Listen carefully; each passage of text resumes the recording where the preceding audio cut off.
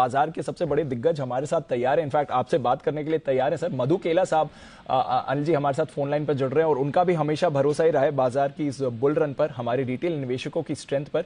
तो अनिल जी, मधु केला साहब भी तैयार है सर आपके साथ बात करने के लिए। जी बिल्कुल मधु सर, बहुत बहुत बधाई। और मैं हाई की और मैं आपको कह सकता हूँ, हमारे दर्शकों को बता सकता हूँ, शायद जिंदगी में कोई ये सोचता नहीं होगा कि 10 रुपए की एनएवी से शुरुआत करने वाला एक फंड 1000 रुपए की एनएवी वाला भी हो सकता है सिर्फ 17 साल में। ये कमाल मधु सर ने करके दिखाया था जब वो रिलायंस म्यूचुअल फंड के हेड थे, और उन्होंने देखा है कि किस तरह से उस समय बाजारों में वेल्थ बनती हुई दिखी थी जब इक्विटी मार्केट पर लोगों का भरोसा कम था। अब इतना भरोसा है। मधु सर, सबसे पहले बधाई, और बताएं ये लाइफ टाइम हाई आप कैसे देखते हैं? अनिल भाई, ऑनेस्टली मैं आप लोगों को बधाई देने के लिए फोन लाइन पे आया हूँ। ऑनेस्टली अपन बहुत बाजारों की बात तो बहुत करते हैं, पर मैं दिल से आपको और आपकी टीम को बधाई देना चाहता हूँ। जो आप अभी बात कर रहे थे ना कि इस बार की जो तेजी है वो रिटेल इन्वेस्टर, इंडियन निवेशकों के कारण आई है। उसमें मुझे लगता है आपका, आपकी टीम का और बाय एंड लार्ज मीडिया का बहुत बड़ा हाथ है इन लोगों को बाजारों में लाने के लिए। और खास करके कोविड में जब लोग घर पे थे तो जो अपना ये इन्वेस्टर का बेस एक्सपांड हो गया ना अनिल भाई, ये एक परमानेंट चीज हो गई। और इस बार ऐसा नहीं है कि बहुत इमेच्योर इन्वेस्टर आ गए जिन्होंने हाई बना दिया। ये 12-14 हजार करोड़ रुपया जो SIP के जरिए बाजारों में आता है ना, ये गेम चेंजिंग है। इंडिया का प्रॉब्लम क्या रहा है अनिल भाई? इंडिया का प्रॉब्लम यह रहा है कि हमारी जो भी सेविंग हुई या हमने बैंक डिपॉजिट में डाल दी, या हमने गोल्ड खरीद लिया, या हमने रियल एस्टेट खरीद लिया। वो इक्विटी में कभी पैसा उतना आया नहीं जितना इक्विटी डिजर्व करता है, इन स्पाइट ऑफ बीइंग जो बेस्ट परफॉर्मिंग एसेट क्लास होने के बावजूद भी। तो मैं तहे दिल से आपको और आपकी टीम को बधाई देना चाहता हूँ। इन इन्वेस्टरों को रुझान बाजार में लाने के लिए, एक अवेयरनेस स्प्रेड करने के लिए ये बहुत बड़ा योगदान है अनिल भाई, और दिल से बहुत बहुत बधाई, बहुत बहुत धन्यवाद। बिल्कुल मधु भाई, देखिए इसमें कोई डाउट नहीं कि सब अपनी अपनी तरफ से अपना कंट्रीब्यूशन कर रहे हैं। आपने इतनी तारीफ की, लेकिन मैं वो बात बताना चाहता हूँ क्योंकि जब भरोसा तब आता है लोगों का जब वेल्थ बड़ी बने और लंबे समय तक बने। और उस समय जब म्यूचुअल फंड लोकप्रिय नहीं होते थे तब आपने स्कीम्स शुरू की, इक्विटी कल्चर बढ़ाया म्यूचुअल फंड के जरिए, और लोगों को यह भरोसा दिलाया कि अगर आप सिस्टमेटिक तरीके से लगातार निवेश करेंगे तो बहुत ही बेहतर रहेगा। मधु सर, जो अब मैं जानना चाहता हूँ ये कि आमतौर पर कई बार जब लाइफ टाइम हाई होता है तो लोग ये सोचते हैं कि बहुत बढ़ गया, मजबूत बहुत हो गया, कहीं और बोर्ड तो नहीं है, कहीं यूफोरिया तो नहीं है, कहीं बेच के निकल जाने का वक्त तो नहीं है। ऐसे ख्याल भी काफी लोगों के दिमाग में आते हैं।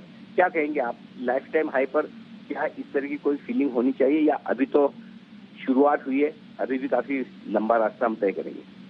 अनिल भाई देखिए, एक अगर आपका टाइम फ्रेम 3, 5, 7 साल का है इंडिया के ऊपर, तो मुझे लगता है अभी भी बहुत लंबा रास्ता बाकी है, राइट? क्योंकि ये इंडियन इकोनॉमी जो है ना अनिल भाई, यहाँ पे जब हम रिसेशन की बात करते हैं ना तो हम ये बात करते हैं कि यहाँ पे 6% का GDP 5 हो जाएगा या 7 वाला 5 हो जाएगा। यहाँ पे कभी ये नहीं कोई बात करता है कि ये निगेटिव हो जाएगा क्या, या 2% GDP हो जाएगा क्या। ये बात नहीं होती है। जब अमेरिका में या यूरोप में रिसेशन की बात होती है तो वहाँ पे हम बात कर रहे हैं कि निगेटिव हो जाएगी क्या GDP। तो जो माहौल है अनिल भाई, और जो काम सरकार ने भी किया है heads of in last 7-8 years ना, वो माहौल को देख के लगता नहीं है कि इंडिया का टाइम कोई पट गया है या लाइफ हाई हो गया तो शेयर बेच देने का। मुझे बिल्कुल नहीं लगता है। मुझे लगता है इस बार जो रिटेल इन्वेस्टर भी अनिल भाई बहुत स्मार्ट हो गया है। और आप सोचो ना, अभी ये 40-50 बिलियन डॉलर का माल जो गोरे बेच के गए, अगर कभी इनको लेना पड़ा आके तो क्या होएगा? और मेरा अंदेशा ये है कि पानी वहीं जाता है जहाँ ढलान होता है, पैसा उधर ही जाएगा जिधर रिटर्न होएगा। और अगर इंडिया में रिटर्न है तो आगे पीछे आके ये गोरे लेने को आएंगे। एट द सेम टाइम हमको ये नहीं भूलना चाहिए कि मार्केट का नेचर होता है, करेक्शन आ सकता है मार्केट में, बढ़ा हुआ मार्केट है, कभी करेक्शन आ सकता है।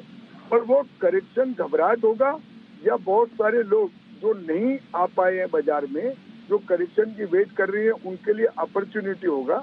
मेरे ख्याल से कभी भी अगर वो करेक्शन आता है, अभी आता है, महीने में आता है, 2 महीने में आता है, अगर आता भी है करेक्शन ना, तो घबराहट का कारण नहीं होगा, बल्कि वो लेने की अपॉर्चुनिटी होगा। मधु सर, जो आपने बात की कि इवेंचुअली एफआईज भी जब लेने आएंगे तब वाकई में वो माहौल होगा देखने लायक। क्या लगता है कि जिस तरह का ग्लोबल माहौल है और जिस तरह से इंडिया की इकोनॉमी अलग से मजबूती दिखा रही है, वो दिन दूर नहीं जब एफआईज भी पूरे जोश खरोश से वापस से भारतीय बाजारों में लौटेंगे? अनिल भाई, आपको मैं एक एनोलॉजी देता हूँ। देखिए, जब पूरी दुनिया के बाजारों में मंदी थी 1987, 88, 89 में ना, तो जापान का मार्केट एकदम हाईएस्ट लेवल पे था। यहाँ तक ये हो गया कि वहाँ गोल्फ कोर्स की मेंबरशिप $2-3 मिलियन की हो गई थी। इतना यूफोरिया था, राइट? तो ये नहीं है कि ग्लोबल बाजारों में अगर मंदी है तो सब जगह मंदी रहेगी और कोई भी मार्केट इसमें ब्राइट स्पॉट नहीं हो सकता है। मुझे लगता है ऑफकोर्स ग्लोबल बाजारों का इम्पैक्ट सेंटिमेंटल और थोड़ा जो एक्सपोर्ट ओरिएंटेड कंपनी है उनके ऊपर होएगा जरूर, पर उससे इंडिया के बाजार को अनिल भाई बहुत फर्क नहीं पड़ेगा। और जैसे ही मार्केट स्टेबलाइज, मार्केट को सब पता है, हम कोई नई बात तो नहीं कर रहे हैं कि अमेरिका में रिसेशन हो सकता है, यूरोप में रिसेशन हो सकता है, ये यूके में रिसेशन हो सकता है, ये कोई नई बात तो नहीं है। ये तो बात 6 महीने से सब लोग डिस्कशन कर रहे हैं ना। इन्फ्लेशन बढ़ा हुआ है, 6 महीने से सब लोग डिस्कशन कर रहे हैं, तो मार्केट को तो मालूम है।